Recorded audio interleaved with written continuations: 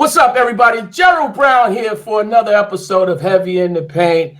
As always, you can catch me on Sirius XM NBA Radio every Saturday, 10 a.m. to 1 p.m., as well as on the nightcap on Mad Dog Sports Radio.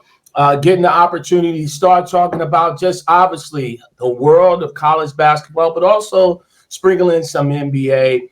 He is a gentleman, again, part of the Cinderella Darlings, have probably the coolest last name, because I know he has a cool name. College basketball analyst, former NBA player, Mr. Shelvin Mack, joining me here, Heavy in the Paint. Shelvin, pleasure to have you on. First and foremost, this is the time of the year that training camps are happening. What are some of your fondest memories of being in this position with this time of year with training camp on the horizon? Yeah, and I'm very excited, especially having a big trade over this weekend. Having Karl-Anthony Towns going to New York, Julius Randle going to Minnesota. You have a lot of storylines coming into the season. It's great, over the next 10 to 14 days, you get some chemistry with your teammates. Some guys show up in September, some guys don't. So you get to figure it out over the next few days. And let's get back to playing basketball. I'm grateful and thankful that we got the Celtics in Denver playing Friday night. Friday sometime. I know they'll oversee. So, getting the juices back flowing. The Olympics was great. I'm ready to see some NBA basketball. And the biggest thing I remember is just spending the time with your teammates. A lot of times, being a pro, you always go home. As you see this year, a lot of teams are taking training camp on the road. You got the Clippers in Hawaii, so you can build some of that team chemistry. You got Cleveland down in Florida, Dallas in Las Vegas. There's different teams all over the place, so you can build some chemistry, heading to the season. Yeah. What are your thoughts on that trade, if you will, in regards to just how surprised were you with the deal with Karl-Anthony Towns going now to the Knicks and Julius Randle and Dante DiVincenzo headed back to the Timberwolves? Yes, I think it's a great trade for both teams, honestly. I know in New York, it's kind of got a lot of players. Everyone wants to play. Everyone has to eat. Same thing in Minnesota when you have your three centers, Naz Reid, Rudy, and Karl-Anthony Towns. Something has to shake up. Overall, I think it worked out for each team.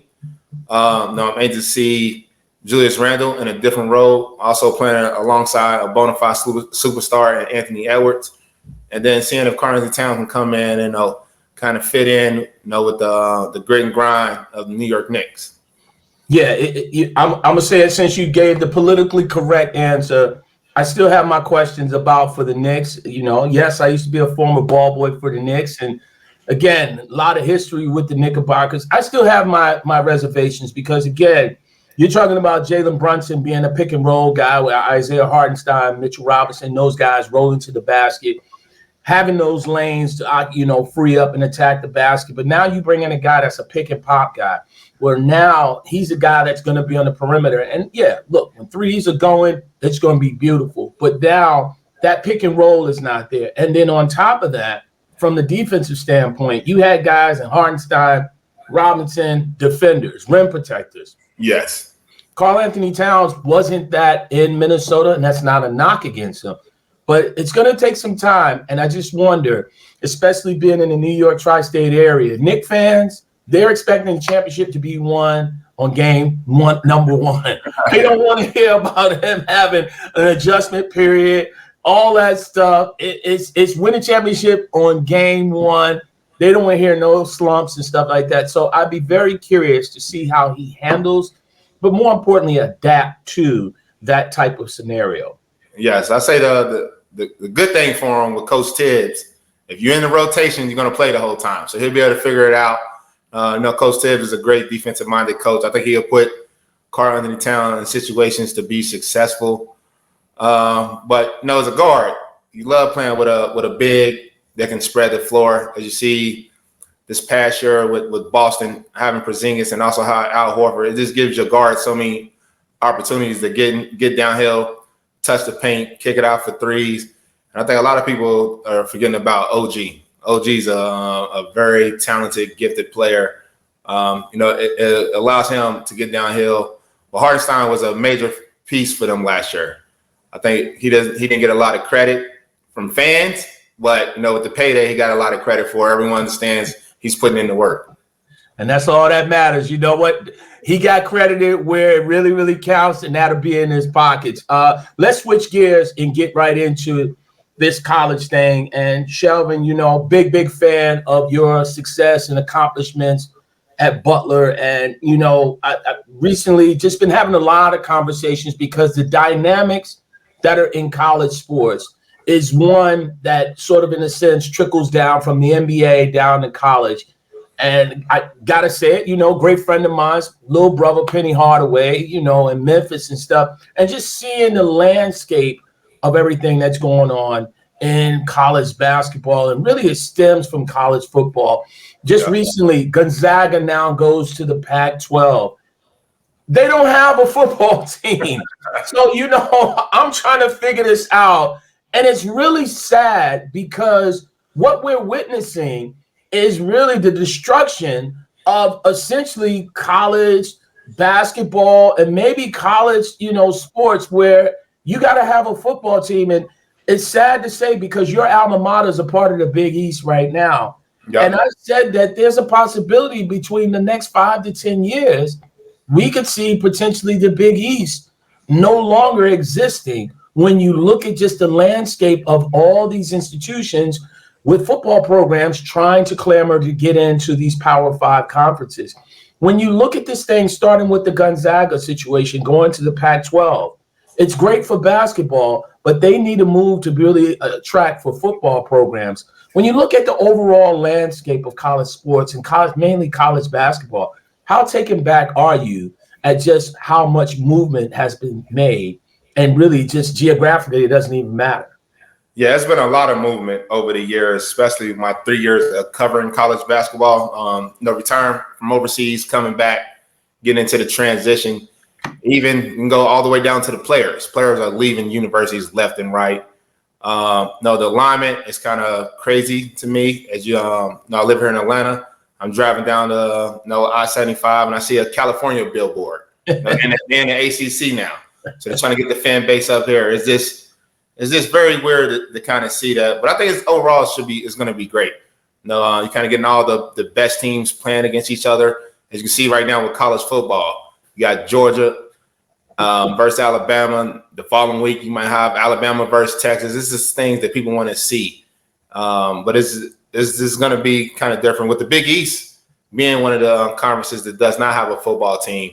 And I saw some talks and some consideration that UConn might be leaving to join another conference. That'll be tough. You know, Big East is just strictly basketball conference. I think everyone loves that and appreciate it, especially with the coaches and the program's history. Now, hopefully that can stay the same and stay solid. Now, when you look at what you guys were able to do at Butler, and I mean, obviously that was truly amazing, which was even more impressive, is to be able to go consecutive years back to back. I think obviously just in the landscape of things and how things have transpired. I mean, look, in today's climate, you know, if you guys would have went to the Final Four that first year, you guys would have had NIL money going. You're originally from Louisville, Kentucky. You would have had the Cardinals at your doorstep with the Wildcats with a nice huge bag to say, "Shelvin, come on home." You know what I'm saying?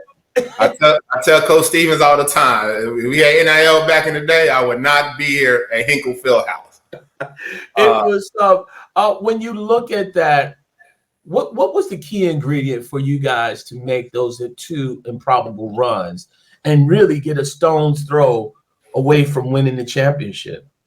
Yeah, I think it's just chemistry. Coach Brad Stevens, first off, he had an unbelievable staff. You got Terry Johnson, head associate coach at Purdue, Michael Shrewsbury, the head coach at Notre Dame, and then Matthew Graves, the head coach at Indiana State.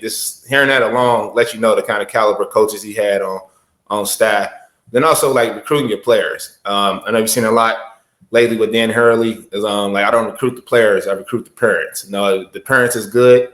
I can deal with everything else. And I think we just had a family atmosphere. Everyone wanted to see each other, wanted to be successful. It's very different than most college basketball teams. We didn't have 8 to 10 guys all thinking they're going to the NBA playing at the next level. Now we had a few, me and Gordon included, that we all had a common goal to accomplish that. So whenever you have a group of guys who understand like this is the goal to get it done, and not worrying about my draft status, you're able to accomplish some great things.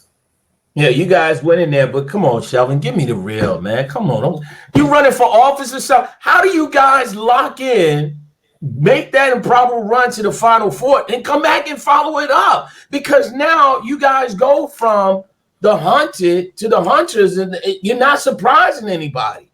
Yeah, so a lot of people didn't realize, like, we were good our freshman year. I think we won like 22 straight games, made the tournament. We lost to LSU. With Marcus Thornton. So we have the same team coming back. I think a lot of people underestimate the value of, we all came in as freshmen. So the core nucleus played together for 3 years straight. You know, you're not getting that in this day and age in college basketball. Someone's transferred for NIL purposes or playing time and all that. You know, a lot of my teammates, thug it out. But we were really good and really talented. And, the only time did tell. As you see, we have Gordon Hayward, one of the best players in college basketball history, and also a really great NBA player. We had Matt Howard. He doesn't get a lot of credit for the things he was able to do on the court to help everyone be successful. Ronald Nord, NBA assistant coach. So when you look at the actual pieces of the puzzle, it's a really good team and a really good staff. So we was able to accomplish a lot more. If you was able to take some of the teams we played against and put our resume up against theirs, you'll realize, like, all right, this team's supposed to win. Yeah.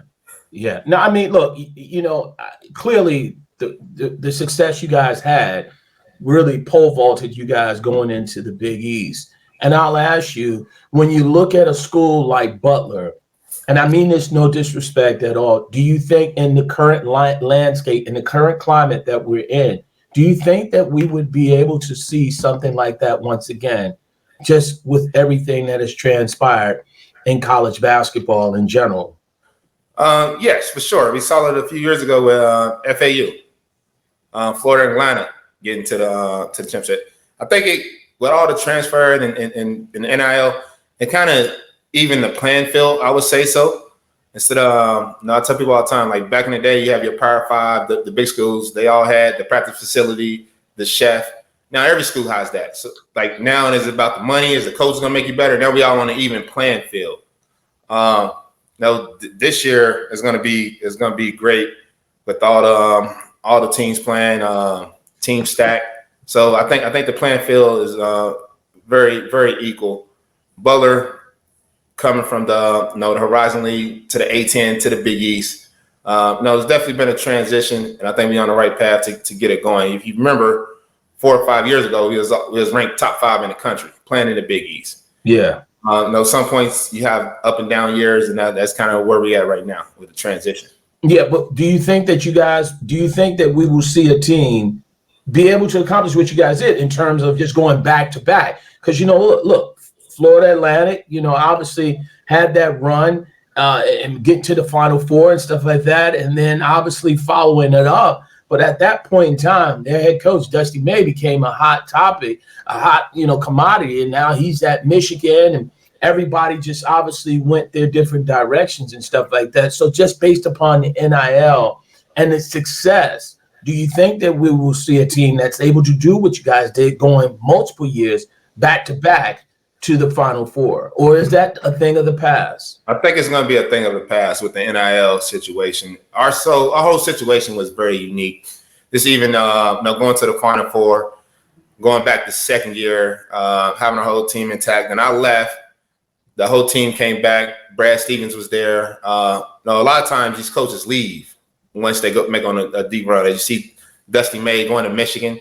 So it doesn't give your team an opportunity. And also, we were speaking about John Yale Davis. I believe that's his name. Yeah. Like, he probably had another year at FAU, went to the Final Four, made a deep run in the tournament. He's gone. Same thing I would have probably done if I was in school at this time. So I think it's going to be very difficult to pull off. Yeah, he goes to Arkansas and definitely entering the transfer portal and stuff like that. And obviously, when you just look at the landscape of things, the newest thing now is the exhibition games and stuff. Where do you see this thing going in terms of just the impact of NIL? Like, a lot of people were very critical on the football side of the UNLV quarterback I think his name is Matt Sluka, deciding to opt out, redshirt the rest of the season because they did not fulfill the so-called promise of an NIL deal, I think of $100,000, and he left. And a lot of people said, oh, he quit on his team, he did all this stuff. And I said, you know what, bravo to the young man, because this is the nature of the business and the nature of the beast right now. But it just clearly shows that there is a major issue with this NIL, but more importantly, just with college sports in general, because there's no way you can call these young people student athletes no more. They are professionals. This is business transaction.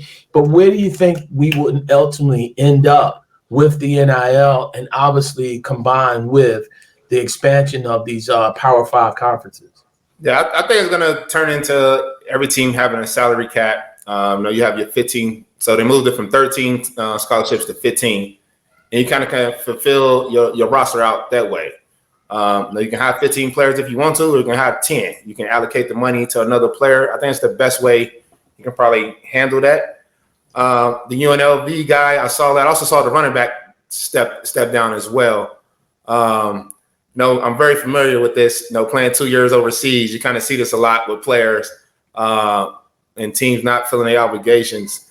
But if the coaching staff told them this is what's going to happen and it didn't happen, I'm pretty sure something's wrong with that situation. Just unfortunately that it had to impact all of his teammates as well, who's been sitting there competing every single day. And then I think it was the first time they've been ranked in a long time, top 25 in the country the same week. It was just a bad ball just rolling downhill at that time. It's just unfortunate for everyone involved. Yeah, you got to get your money. So again, impact, and look, he walked out, gave him opportunity.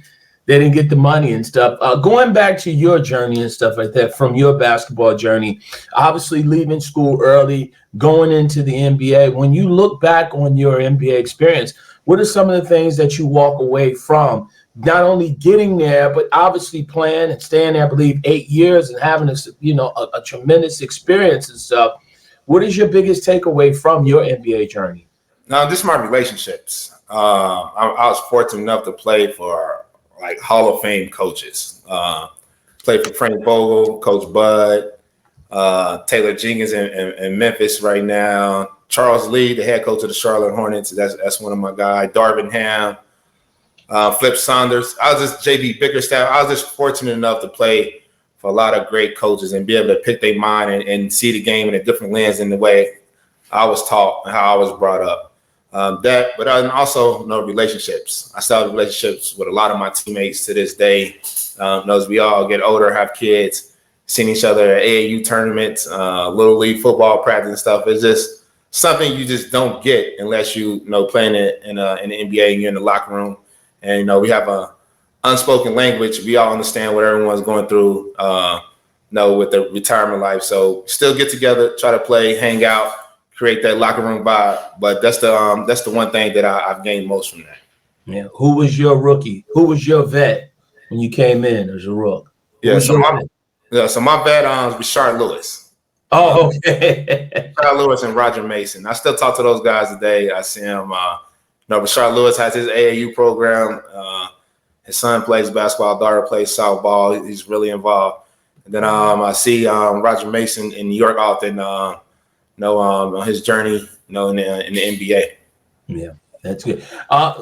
Shelvin, if you had an opportunity to basically be nominated as the commissioner for college basketball, or just in general college sports, what would be some of the adjustments you would make to college sports, and specifically football and basketball, the two highest grossing revenue sports? Are we talking the action on field or court, or just in general? Just in general. Like, what would be some of the changes? Would you basically merge some of the power conferences? I'm hearing something, maybe it's not out there, but I'm hearing Memphis is going to go to the ACC, turn down the Pac-12. They're going to the ACC. So now what we're doing is it's just going to be the shuffling to the point where, look, the Big Ten has more than 10 teams, right? The Pac-12 they're going to be the Pac-12. They only have 8 teams, 9. So names don't have any impact. And then obviously the game itself, I'll say it, I've been very, very somewhat concerned about the AAU level of basketball, where again, it's a mirror image of what is being seen in the NBA from ISO ball, staying around the perimeter. There's no ball movement. Now the high school kids are being furthermore squeezed out because older is better. You get an older kid and stuff like that, you got to win. But there's so much pressure now because of the NIL, because of the power conferences and stuff from college football. You can't afford to have a down year. You got to win to keep the fans and the boosters happy. What would be some of the adjustments would you make if you were the commissioner? So having like an AAU program, and help a lot with these high school kids. They all struggling right now to get a scholarship. It used to be like that. Some of them have to wait until May to June to figure out where they're going. I don't know how it sounds, but I probably would throw an age limit on the NCAA. Covering the games last year, I know some few guys are 26 and 24 playing. Unfortunately, I think you just missed your time. And the kids been putting in work for a while should have that opportunity. With college basketball, this in general, I would speed up the shot clock a little bit more. I would probably do it at 25 instead of 30. Also, I know we debate about this a lot in the studio. Advancing the ball. You kind of do it like FIBA. You don't have to everyone get on the court, have a timeout, but advance the ball and see it. But that also what takes away from March Madness from college basketball. You just never know what can happen from 75 feet. Someone can hit a crazy shot. So you kind of take that aspect away. With the football, I love what they're doing right now. With the college football playoffs, I'm tired of watching the BCS show every year, and I have a few teams that I like and I cheer for. They don't make it because they have one loss and the other team won. It's like, let's make it fair and even, and let our eyes tell the test. Like I think last year was kind of difficult with them, with Florida State being undefeated and then not get in. Now you see what happened with that program so far this year. Is this a lot that can happen to your program just by fixing these little tweaks here and there? But I think the college football playoffs should be great when you're having all those teams playing and get a chance to compete. So you don't have to hear about anyone saying I'm not getting in. If you're not one of the top 12 teams in the country and you're 13, 14, 15, like you're there for a reason. Yeah, I think that makes a lot of sense. I would throw in that, it's kind of piggyback on what you're saying. I would expand the college football playoffs, not to something that's identical to the college basketball March Madness, but really expand it maybe to 16 to 18 teams. And now utilize the non-bowls, some of these bowl games, and utilize those bowl games as regional, destinations for first round, second round, whatever, because now you allow the Gator Bowl, just to be an example, or the Cotton Bowl to really now host a relevant game. And thus you eliminate perhaps to a smaller scale of the athlete that's saying, hey, look, we're not playing for anything and we're not playing in the BCS or whatever the playoffs. I'm not suiting up. I'm going to go train and get ready for the NFL. So now it adds meaning to these bowl games, kind of similar to what March Madness does. That's just a thing that just really, really, it's just baffling, mind-boggling that the fact is that college football doesn't try to look at what the basketball side has been able to do, especially now when the fact of the matter is it's all money, travel, all that stuff is out the window. And stuff. Now, you talked about AAU basketball, and you've been a part of it, obviously, and from a standpoint of playing and now overseeing a program. When you look at it, you talked about the age stuff. What are your thoughts just overall on the court, sort of the on the court style of basketball and the play that is really demonstrated in AAU basketball? I honestly think it's in a bad space right now. I think a lot of people are playing way too much basketball and not working on their craft and their game. You got to find a perfect blend, a perfect balance when to work out and when to train. It's a lot of camps. I have a few kids right now, top players in the country. They played AAU all summer. Then August they hit all the big camps, the CP3 camp, Tatum, the Damian Lillard, they never had a chance to let their bodies rest. I think that's one of the main reasons why we see a lot of injuries in the NBA from players at a young age. It's just too much basketball, not taking care of your body. And then it's a lot of bad basketball, I would say that. Preach. Playing in the NBA, the travel we did, going from city to city and being able to play, I can't, we had everything first class, private plane, charter, bus. Some of these kids are in cars for 8 to 12 hours, hopping out, trying to play to possibly get a scholarship, but that's being taken away because the dude who's 10 years older is still playing. So it's in a rough space just all the way around, I feel like. I would say, and shout out to a great friend of mine, Mr. Gary DeCesar, who started, legendary high school basketball coach in New York, an AAU program. We were just talking about the fact of the matter is, and myself coaching and having a son in that spot, looking for the scholarship, and just understanding that, it frustrates me with a lack of ball movement. I will disagree with you somewhat in terms of the fact is that, kids are playing a lot. I go back to saying, hey, I played in Harlem, New York growing up, and all we did was play on the concrete and all this stuff. But there was a level of teaching that has disappeared from the game. And I don't blame the kids so much because they're only imitating what they see, which is lack of ball movement, a lot of ISOs in the NBA. And we're having a problem because now the game has ascended to international even furthermore, where you have two kids, the top two players in this past draft, combined to average under 20 points a game. So it really just, again, an eye-opener. And the fact of the matter is it's less teaching, which is a combination of playing so much and the fundamentals and people being able to teach the game and instilling it, knowing and explaining. I know that you do have some pockets of programs that do that, but I think as a whole, teaching has gone out of the window, and it's just basically, sheer athleticism, figure it out. Yeah. And the IQ of the game has really, really significantly dropped down. And one thing I've noticed too, like over the years, back from when I was playing, like if I was 15, I was trying to play to 17 and 18. But now it's like if you're a senior, you're like 19 and you're trying to play down against a level of competition. I think that's kind of messing the game up as well. Yeah, it's been a lot. Listen, Shelvin, man, appreciate all that you've done. Before I let you get on out of here, man, give me your top 5 teams coming into this college basketball season. I know you're going to pick the Blue Bloods, but give me your top 5 and give me a sleeper. And I'm just hoping that you show some love to the Memphis Tigers and my man Penny. Memphis would not be on my list at all. So I'm going to go with Kansas for sure. I think Bill Self, came out the gates last year stumbling with the suspension and a lot of stuff going on with the program. He's got an oldie but goodie out there too, right? Isn't Hunter Dickinson still there? Hunter Dickinson's still there, and they also got the guard that transfer, AJ Storr. Yeah, so yeah. He cannot knock the Big East champs, UConn.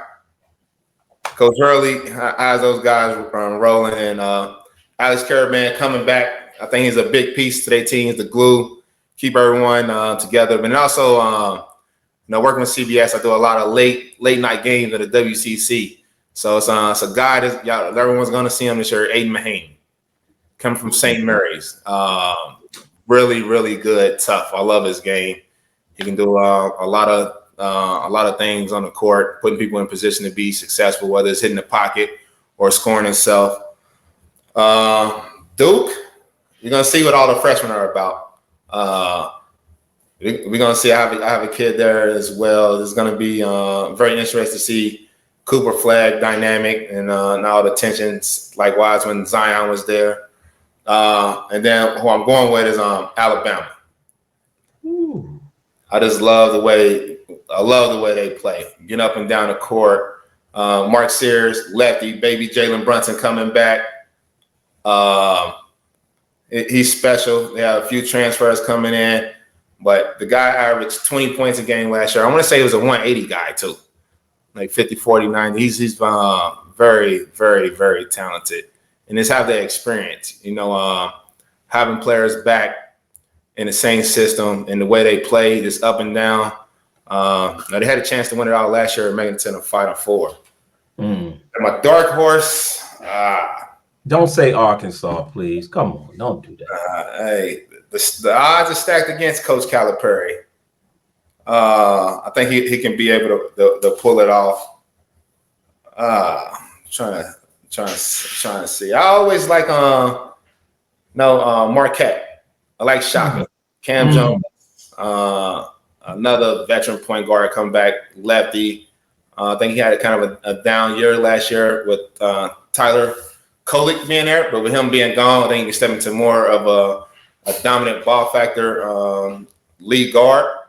And Coach Shock is going to give you a rope to go out there, to freedom, go do what you need to do. Yeah, wow. So I got to throw some Big East teams in there. I couldn't go with North Carolina. I don't really like North Carolina. Baylor, I'm not really feeling. Iowa State's popping up on a lot of people's radar just because the way they're able to play defense. No Houston? Houston, they just I love That's them. what they do. They dogs. I mean, look, hey, I'm Memphis through and through. Definitely, yeah. I mean, whew, Houston the dogs, man. I need some points. I need points at the end of the season when everyone's banged up. Who's going to give me 20 points so we can make sure we get this win? Yeah, that's why I like Alabama. You got Mark Sears. Yeah. That makes a lot. And final question: what's next for Shelvin Mack? What does Shelvin Mack?